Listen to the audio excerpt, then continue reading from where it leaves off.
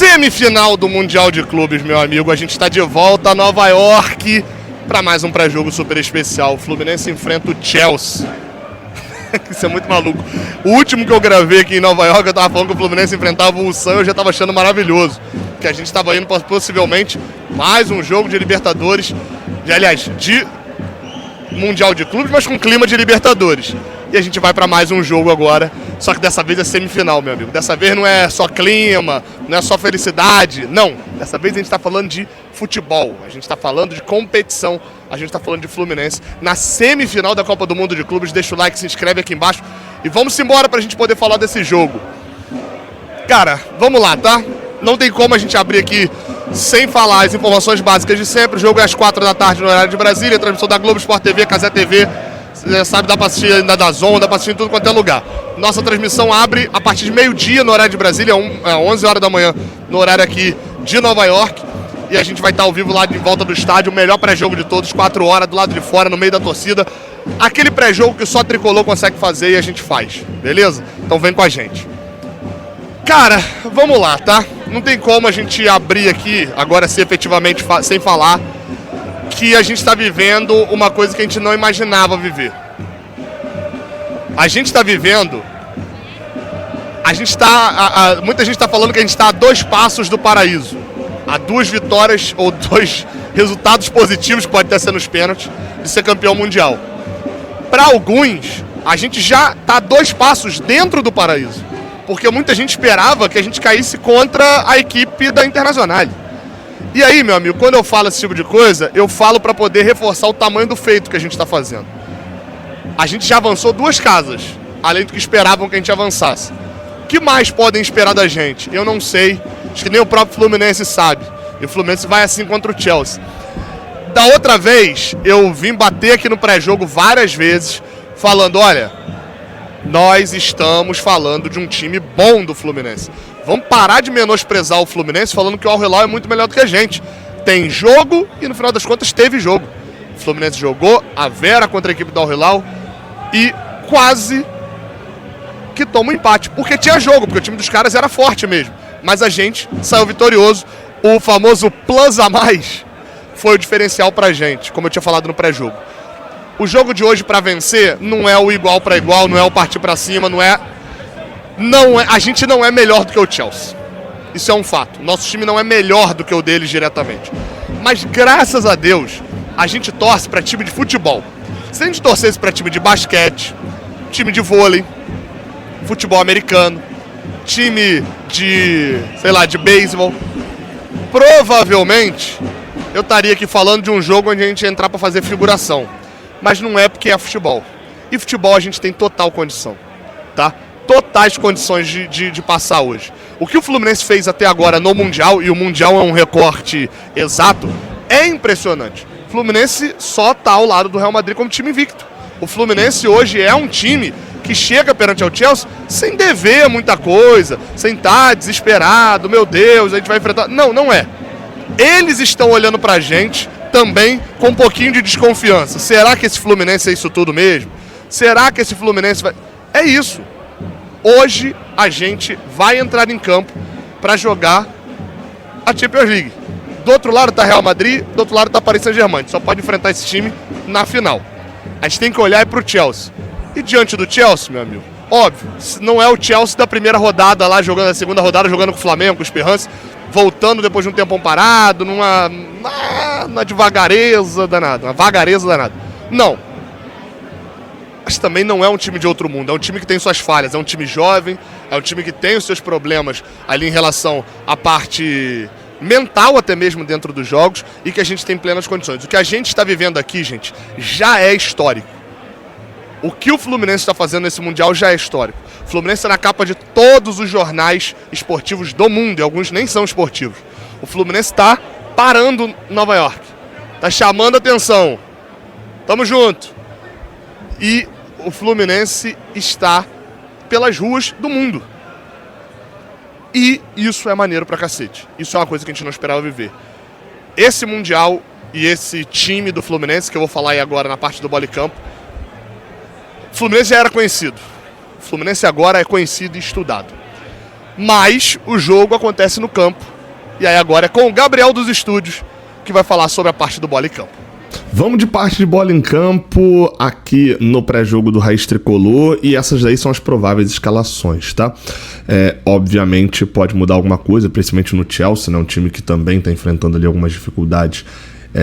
Perdeu, por exemplo, o Reece James para o jogo contra o Palmeiras, a gente não sabe exatamente, enfim, mas essa é uma provável escalação, também não sabe se vai contar com o Lavia ou não, então botei o Andrei Santos aí pelo meio, mas vamos lá, tá?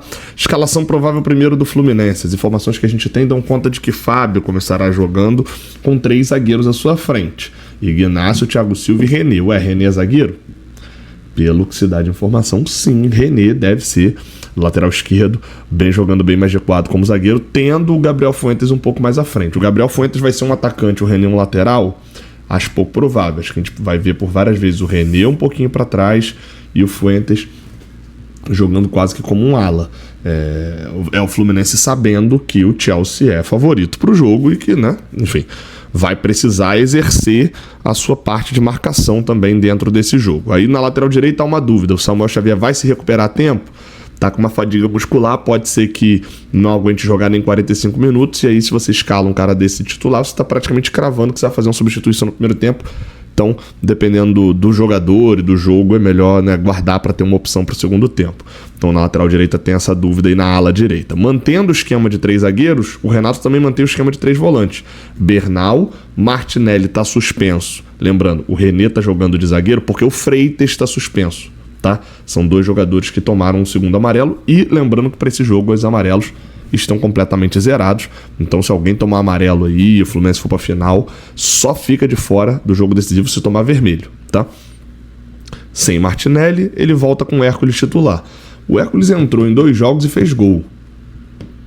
Isso era melhor não mexer nessa situação e deixar o Hércules entrando. Mas como o Martinelli foi suspenso, vai ter que mexer de qualquer jeito. Então, Bernal, Hércules e Nonato, com Germancano e John Arias mantidos como atacantes. O melhor jogador do Mundial de Clubes até agora, senhor John Adolfo Arias de Andrade. Não sei se tem o D, John Adolfo Arias Andrade, acho que não tem o D não. Esse é o time armado pelo Renato. Eu vou ler o time do Chelsea e aí fazer alguns comentários sobre o time diretamente do Fluminense. Sanches, Malo Gusto. É Malo Gusto ou Malo Gusto? Fica a dúvida aí. Tchalobá e Adarabioio. É difícil falar, né? Na lateral esquerda, Cucurella. Um monte de gente falando Cucurella. Já ouvi gente que, né, trabalha um pouco mais ali próximo falando Cucureia. Enfim, não vou narrar esse jogo, né? No meio de campo, o Caicedo tá de volta depois da suspensão no jogo passado contra o Botafogo, e deve ter a manutenção do Andrei Santos como titular também. Enfim, situação do Lavia. O Lavia entrou em alguns jogos e tal, não é exatamente um titular garantido.